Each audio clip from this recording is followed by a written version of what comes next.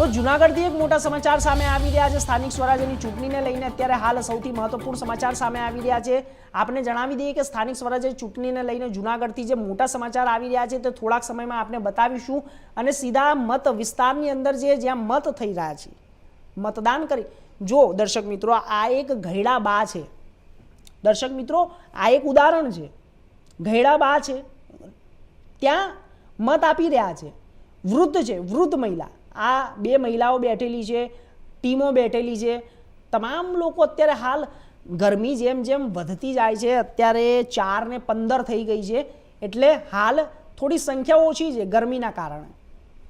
तो आप जो दर्शक मित्रों आप आ दृश्यों जोईने कदाच तमने आम भावुक थई जशो के आटली उमरना बा मतकुटीरे पहोंच्या छे, वोट आप्यो, लोकशाही पर्वनी तेमने जवाबदारी निभावी अने आ तेमने वोट आपवा माटे त्यां पहोंच्या हता।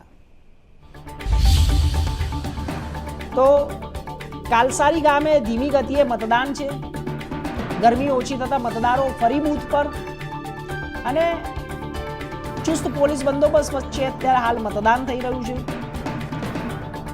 મોટા સમાચાર છે, બ્રેકિંગ ન્યૂઝ છે। વિસાવદરમાં આપનો ગઢ ગણાય છે દર્શક મિત્રો, પરિણામ પર સૌની નજર છે અને સાથે સાથે જ હાલ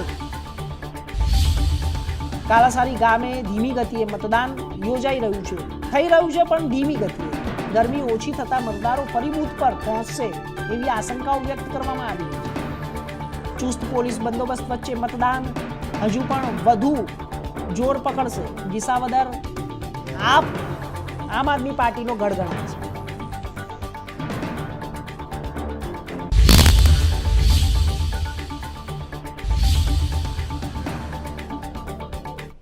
तो आ विषय पर વધુ માહિતી માટે અમારા સંવાદદાતા ભાવિક જોશી જૂનાગઢથી જોડાઈ ગયા છે। ભાવિક, શું છે અત્યારે હાલ પરિસ્થિતિ? ગરમી વધતી જઈ રહી છે, સાથે સાથે એક ઉત્સાહ પણ લોકોમાં જોવા મળી રહ્યો છે નાગરિકોમાં, અને જ્યારે મતાધિકાર જે પોતે મત આપવા માટે પહોંચતા હોય છે, પરંતુ અત્યારે હાલ જે ગરમી છે તેના કારણે જે વ્યવસ્થાઓ કરવામાં આવી છે ત્યાં કોઈ અસુવિધાઓને કોઈ ઊભું થઈ રહ્યું હોય કે કેવું કંઈ સામે આવ્યું છે? ચોક્કસથી જણાવું તો જે રીતે વાત કરવામાં આવે સ્થાનિક સ્વરાજ્યની ચૂંટણી અંતર્ગત ગ્રામ્ય વિસ્તારની અંદર વહેલી સવારથી જ મતદાન છે તે પૂરજોશમાં ચાલી રહ્યું હતું। ધીમે ધીમે જેમ ગરમીનો પારો ઉપર ગયો તેમ મતદાનને સીધી અસર પહોંચી રહી હતી।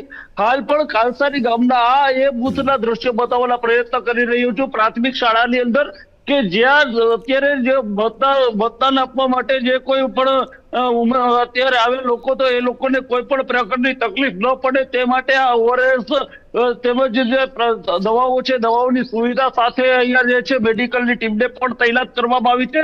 એકલ દોકલ લોકો છે તે મતદાન કરવા માટે આવી રહ્યા છે। હાલ વહીવટી તંત્રને પણ આશંકા છે કે હવે જેમ ગરમી ઓછી થશે તેમ હજુ પણ જે લોકો બાકી છે તે મત આપી શકે છે। હાલ આપણે દ્રશ્યોમાં જોઈ શકાય છે અત્યારે ધીમી ગતિએ મતદાન ચાલી રહ્યું છે। બૂથ જે છે બૂથના દ્રશ્યો બતાવવાના પ્રયત્ન કરી રહ્યું છું। અહીંયા પણ જે પોલિંગ એજન્ટ સહિતનો ચૂંટણી છે તે પણ એકલ દોકલ લોકો જે છે તે હવે જે આવી રહ્યો છે તેને મતદાન આપવા માટેની જે પ્રક્રિયા છે તે ચાલી રહી છે અને તેને કઈ પણ તકલીફ ન પડે તે માટે સજ્જ જોવા મળી રહ્યો છે।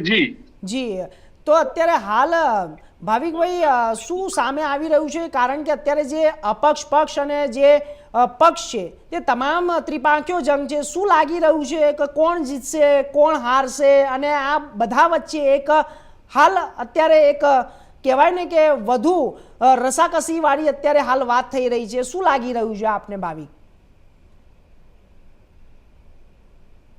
જી, ચોક્કસથી જણાવું તો વિસાવદર છે જે તે પેટા ચૂંટણીની અંદર આમ આદમી પાર્ટીના ધારાસભ્ય ગોપાલ ઇટાલિયાનો ભવ્ય વિજય થયો હતો। ત્યારબાદ જે છે તે સમગ્ર સ્થાનિક સ્વરાજ્યની ચૂંટણી અંતર્ગત ભેસાણ અને વિસાવદર તાલુકા ઉપર સૌની નજર જોવા મળી રહી છે। સમગ્ર બાબતોની વચ્ચે અત્યારની મિનિટે આપણને એ પણ જાણવા મળી રહ્યું છે કે જૂનાગઢ જિલ્લાની જે જિલ્લા પંચાયતની કરજા બેઠક છે ત્યાં આમ આદમી પાર્ટીના ઉમેદવાર અને એના એજન્ટ ઉપર પણ હુમલો થયો હોય, બૂથ કેપ્ચરિંગ થયું હોવાની ઘટનાના સમાચાર હાલ પ્રાપ્ત થઈ રહ્યા છે।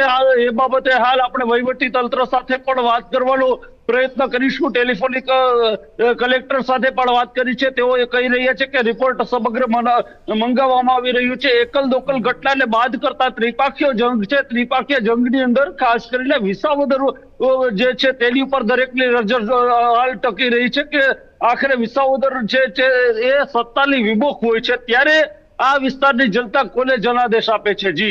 જી ભાવિક, તો સૌથી વધુ તો અત્યારે હાલ જે આ આમ આદમી પાર્ટીનો ગઢ માનવામાં આવી રહ્યો છે, અને આમ આદમી પાર્ટી જે અત્યારે છે હાલ કેટલું કાર્ય તે જમીની સ્તર પર કરી રહી છે?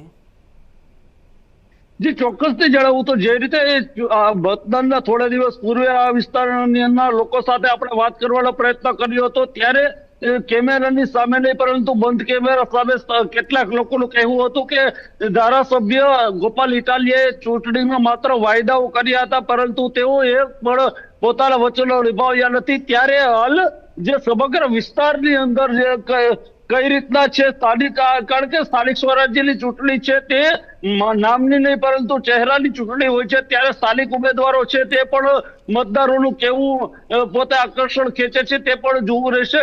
ખાસ કરીને જે અત્યાર સુધીના સમાચારો પ્રાપ્ત થઈ રહ્યા છે તે પ્રમાણે ત્રિપાખીય જંગની અંદર રસાકસી હાલ જોવા મળી રહી છે. તમામ પક્ષો છે તે અંતિમ ક્ષણોની અંદર એડી ચોટીનું જોર